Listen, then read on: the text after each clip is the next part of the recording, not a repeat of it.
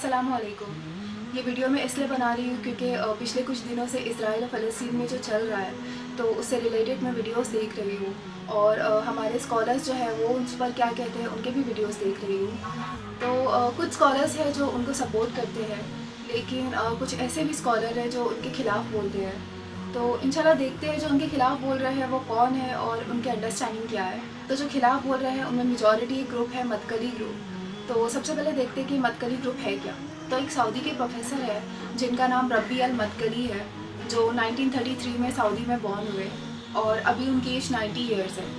उन्होंने अपनी स्टडी जो है वो मदीना यूनिवर्सिटी में कंप्लीट की, वहाँ से उन्होंने ग्रेजुएशन किया और वहीं पर वो प्रोफेसर बन गए और लोगों को इस्लाम सिखाने लगे। वो ऑथर भी है, 30+ उन्होंने बुक्स लिखी है और उनको अक्सर रेडिकल थिंकर कहा जाता है। उन्होंने सल्फिज़म में एक इंडिपेंडेंट फैक्शन क्रिएट किया और उनकी जो स्टूडेंट्स हैं उनको सल्फ़ी मदकली कहा जाता है। इन लोगों की कुछ मेजर पोजीशन है जो एक्सट्रीम है, तो इंशाल्लाह देखते हैं वो क्या है। तो नंबर 1, जीसीसी के जितने भी रूलर्स हैं वो उनको लेजिटिमेट इस्लाम के रूलर कहते हैं और वो ये बिलीव करते हैं कि जीसीसी में जितने भी रूलर्स हैं स्पेशली सऊदी अरेबिया, तो उन रूलर्स के ख़िलाफ़ हमें बिल्कुल भी क्वेश्चन नहीं करना चाहिए। रॉयल फैमिली को हमें बिल्कुल क्वेश्चन नहीं करना चाहिए, चाहे वो कुछ भी करे। तो इसका रिप्लाई ये है, और मैं आप लोगों को भी बता दूं कि इस्लाम में किंगशिप जैसा कोई कॉन्सेप्ट ही नहीं है। इस्लाम में बस एक ही सिस्टम चलेगा जो है मदीने का पॉलिटिकल सिस्टम, जो आज की दुनिया में दूर दूर तक कोई मुसलमान कंट्री में भी नहीं है। और सीरत से हमें ये पता चलता है कि जब हज़रत उमर रज़ियल्लाहु अन्हु की खिलाफत का दौर था तो एक औरत ने उठकर उनसे सवाल की थी, जो महर की टॉपिक थी उसके पर उन्होंने औरत ने उनसे सवाल की थी और पूरी बात ख़त्म होने के बाद हज़रत उमर रज़ियल्लाहु अन्हु ये मानते हैं कि वहाँ पर वो रॉन्ग थे और वो औरत राइट थी। तो इस्लाम हमें ये राइट देता है कि हम क्वेश्चन कर सकें। इनका सेकंड पॉइंट ये है कि ये रूलर्स के अन इस्लामिक एक्शंस को इस्लामी के लिए जस्टिफाई करते हैं, लेकिन इसका रिप्लाई यही है कि अगेन हमको सीरत से पता चलता है कि जब यजीद रूलर था और उसके एक्शंस जो थे वो अन इस्लामिक थे, तो इमाम हुसैन रज़ियल्लाहु अन्हु जो है वो उसके खिलाफ खड़े हुए थे। इनका थर्ड पॉइंट ये है कि ये खुद को छोड़कर मेजॉरिटी लोगों को बिदअती और इख्वानी कहते हैं और कहते हैं कि इनके साथ उठना बैठना भी हराम है। इसका रिप्लाई यही है कि हम सबको पता है कि नबी करीम सल्लल्लाहु अलैहि वसल्लम के बाद कोई भी इंसान परफेक्ट नहीं हो सकता। किसी न किसी में कोई ना कोई कमी होगी, कोई ना कोई गलती होगी इंसान से, लेकिन उनको बिदअती कहकर अपने से दूर कर लेना, खासकर अपने मुसलमान भाई बहनों को, तो ये सही नहीं है, क्योंकि अगर ऐसी ही रहा तो उनको सिखाएगा कौन। इनका फोर्थ पॉइंट ये है कि दुनिया भर में जितने भी मुसलमान हैं जो मदीना का पॉलिटिकल सिस्टम चाहते हैं मुसलमान कंट्रीज़ में, तो ये उनको अपना नंबर 1 दुश्मन समझते हैं और उनको इख्वानी कह देते हैं। तो इसका जवाब ये है कि हमको हदीसों से पता चलता है कि नबी करीम सल्लल्लाहु अलैहि वसल्लम ने फरमाया कि मेरे बाद तुम खुलफाए राशिदीन का दौर देखोगे, तो उनको फॉलो करना। तो मुसलमान कंट्री में इस्लामिक सिस्टम चाहना ये तो हर मुसलमान पर फ़र्ज़ है। फिफ्थ पॉइंट इनका ये है कि ये कहते हैं कि जो मदकली स्कॉलर्स हैं उनके पॉइंट ऑफ व्यू को चैलेंज करना जो है वो हराम है, चाहे उनके एक्शन जो है वो इस्लाम के ख़िलाफ़ क्यों ना हो। इसका जवाब ये है कि कुरान में अल्लाह सुब्हान तआला हमें फरमाते हैं कि ज्यूज़ जो है उन्होंने अपने स्कॉलर्स को खुदा बना दिया था, तो तुम ऐसा ना करना। अब आते हैं इनके स्कॉलर्स के कुछ व्यू पॉइंट्स पर और उनके वीडियोस देखते हैं। फलस्तीन में मार हो रही तो भी उनके पास भी पूरा इस्लाम नहीं है जी।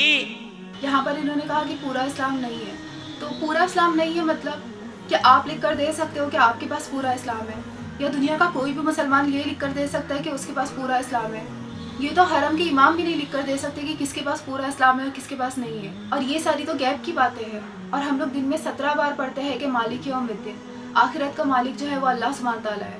तो इंसान कब से फैसले सुनाने लगा कि किसका इस्लाम मुकम्मल है और किसका नहीं? मेरी बात आपको क्या है बुरा लगे, लेकिन जाओ तहकीक करके देखो। हकीकतन अगर वो तौहीद पर होते तो वहां पर भी ये काम नहीं होता। यहाँ पर आपने तहकीक की बात करी, तो क्या आपने कोई तहकीक की, या आप फ़िलिस्तीन गए, या आपने कोई वहाँ पर सर्वे कराया, या वहाँ के मुसलमानों से और वहाँ के बच्चों से कोई तौहीद पर आपने ऐसे सवाल कर लिए जिससे आपको पता चल गया कि वहाँ के लोगों की जो तौहीद है वो सही नहीं है? अभी तक जितनी भी वीडियोस आई, चाहे वो कोई बच्चे पे जुल्म हो रहा हो, चाहे कोई शहीद हो रहा हो, उनके मुंह से मदद के लिए सिर्फ एक ही अल्फाज निकलता है, वो अल्लाह सुब्हान तआला का नाम।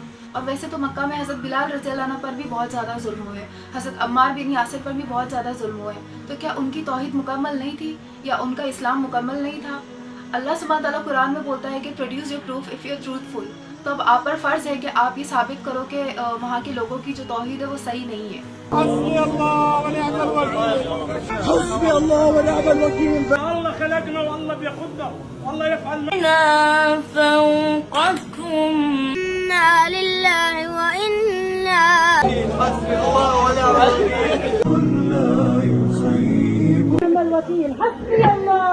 الوكيل.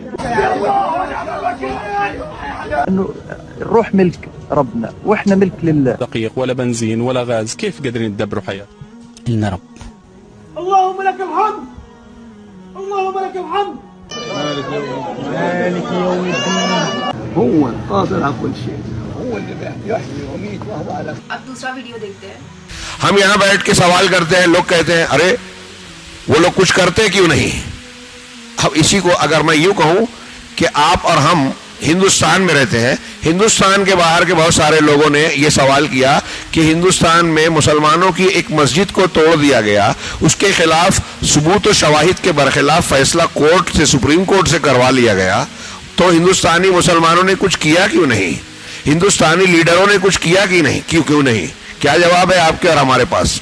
अब फिलिस्तीन में जो कुछ हो रहा है तो दुनिया भर के मुसलमान जो है वो क्वेश्चन कर रहे हैं सऊदी को कि सऊदी चुप कैसे बैठा है। तो मौलाना साहब का इस पर ये कहना है कि इंडिया में भी तो मस्जिद तोड़ी गई, तो इंडिया के भी मुसलमान चुप बैठे थे, तो सऊदी से क्यों क्वेश्चन किया जा रहा है।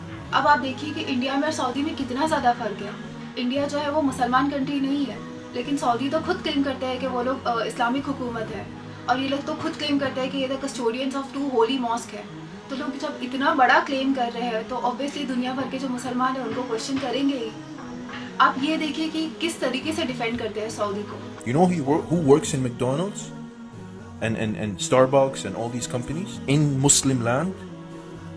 These minimum wage Muslims who are barely trying to make it in life. Why do all these people have to boycott? What did they do? You're gonna hire these people? You're gonna compensate them? You're gonna hire them in your big multi-millionaire company? इनकी ये video है जो बहुत long है, मैं link दे दूँगी, आप लोग बाद में आराम से देख सकते हैं इंशाल्लाह। लेकिन ये वीडियो में उन्होंने एक बात कही कि इजरायली प्रोडक्ट्स जो है उनको बॉयकॉट करने से कुछ भी नहीं होगा, ये सब वेस्ट है, उल्टा मुसलमानों को ही नुकसान होगा।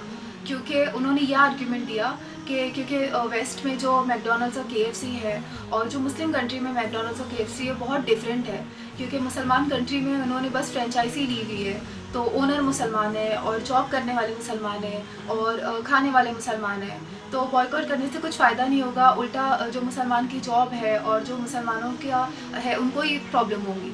पर यहाँ पर ये शायद भूल गए कि फ़िक्र वाक़या में एक चीज़ सिखाई जाती है, फ़िक्र ऑफ प्रायोरिटी।